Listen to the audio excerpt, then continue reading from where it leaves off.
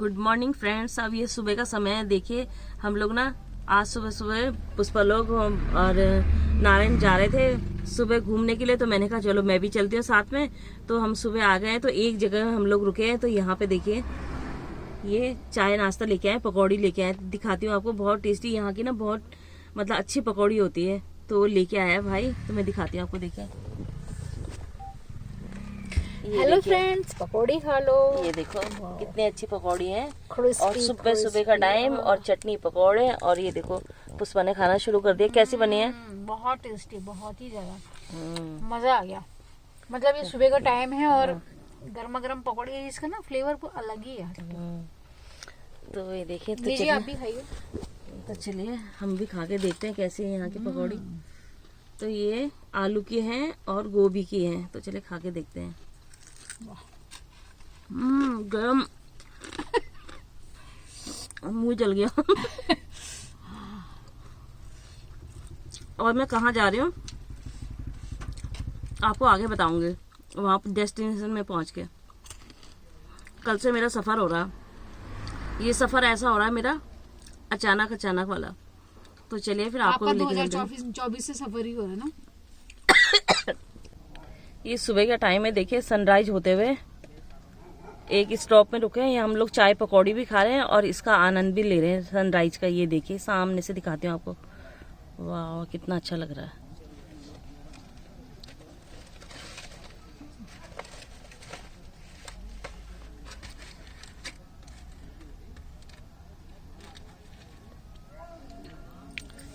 और सामने ये नदी है, देखिए इसमें काई जमी हुई पानी में भी।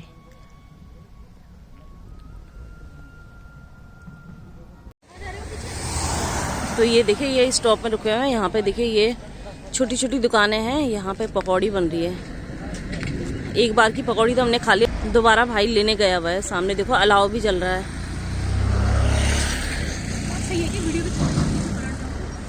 और ये देखिए छोटा सा पुल। और ये तो देखिए हम लोग ने एक प्लेट तो खा लिए हैं पकौड़े, और उसके बाद फिर भाई और लेके आया। ये देखो ये दूसरी बार के पकौड़े खा रहे हैं हम भुक्कड़ लोग, और बहुत टेस्टी बनी है। तो चलिए एंजॉय करते हैं।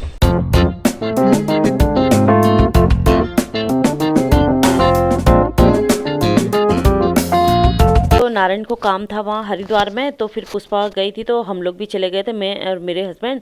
तो मेरे हस्बैंड भी कहने लगे कि चलो हम भी हरिद्वार घूम के आते हैं। तो पहले हम लोग हरिद्वार में घूमे, फिर उसके बाद जो है हम लोग आ गए थे ऋषिकेश में, ये त्रिवेणी घाट पे। तो यहाँ पर आए तो फिर मैंने कहा जब यहाँ तक आ चुके हैं तो अब चलो गंगा की पूजा भी कर लेते हैं।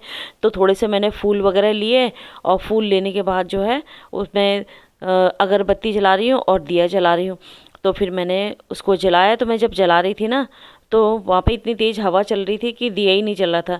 फिर जैसे तैसे मैंने दिया तो जला लिया। तो वहाँ पे ना पानी इतना ठंडा हो रहा था, और इतनी ठंडी ठंडी हवा चल रही थी, और धूप तो इतनी तेज़ थी कि जिसका जवाब नहीं। जितनी ज़्यादा मतलब ठंड हो रही थी, उतनी तेज़ वहाँ पर धूप भी हो रही थी। हमने यहाँ पर धूप और दिया जलाया और उसको गंगा में बहा दिया।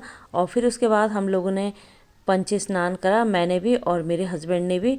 और यहाँ पे गंगा किनारे ना बहुत ही अच्छा लग रहा था, बहुत अच्छा लग रहा था। और जब मैं यहाँ तक आई हूँ तो मैंने कहा चलो मैं यहाँ से भी गंगा जल लेके जाती हूँ। मेरे पास ना हरिद्वार का गंगा जल भी रखा हुआ है, रुद्रप्रयाग जिले का भी है गंगा जल, और साथ में जो है प्रयागराज का भी मेरे पास है, यानी कि इलाहाबाद त्रिवेणी संगम का भी मेरे पास गंगा जल रखा हुआ है। तो मैंने कहा मैं यहाँ से ऋषिकेश से भी ले जाती हूँ। और पुष्पा लोगों को तो पूजा वगैरह करनी नहीं थी, क्योंकि ना अभी मेरी दादी की डेथ हो गई है। तो हम लोग में जब तक बरसी नहीं होती तब तक वो कहीं पूजा पाठ नहीं करते और मंदिर में नहीं जाते हैं। तो इसलिए बस वो लोग आए थे किसी काम से, तो यहाँ तक मेरे कहने पे ऋषिकेश में यहाँ पे त्रिवेणी घाट पे भी आ गए।